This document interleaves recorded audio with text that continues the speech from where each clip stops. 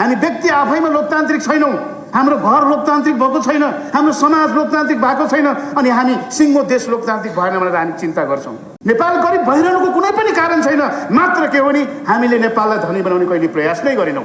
हाम्रो शासकहरूले जनताको जीवन कहिले पनि दुखेन। हामी हिजोभन्दा आज रत्तिभर परिवर्तन हुँदैन, बदलिँदैनौँ, अनि हामीलाई सिङ्गो जगत बदलिनु परेको छ। अफ्रिकामा एउटा भनाइ छ, रुख त आजभन्दा 20 वर्ष पहिला नै रोप्नु पर्थ्यो, तर आज चाहिँ ढिला गर्नु हुँदैन।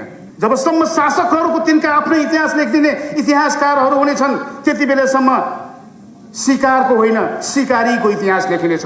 आजसम्म नेपालको इतिहासमा शिकारीको इतिहास लेखियो, शासन सत्तामा बस्नेहरूको लेखियो, अब जनताको इतिहास लेख्ने। आज हामी को कहाँ बसेर होइन, एउटा बलियो राष्ट्र भएर हामीले जुधेनौँ भने मलाई लाग्छ इतिहासको सबैभन्दा बेइमान पुस्ता हामी हुनेछौँ कि हामीले यो राष्ट्र जोगाउनलाई, यो राष्ट्र बचाउनलाई, यो राष्ट्रमा विकास गर्नलाई, यो राष्ट्रमा राष्ट्रको सभाभित्र बस्ने मान्छेलाई न्याय दिनलाई हामीले केही पनि गरेनौँ भने प्रमाणित हुनेछौँ। व्यक्ति बनेर समग्र नबन्ने रहेछ।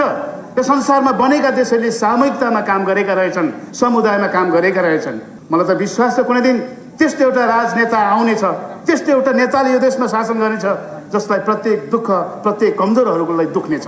जेनजी आन्दोलन पछाडि हाम्रो खुलेको चेतले आज भन्नु पर्दाखेरि मलाई लाग्छ हामीसँग सबैभन्दा ठुलो एउटा राष्ट्रियताको सङ्कट छ, राष्ट्रिय स्वाधीनताको सङ्कट छ।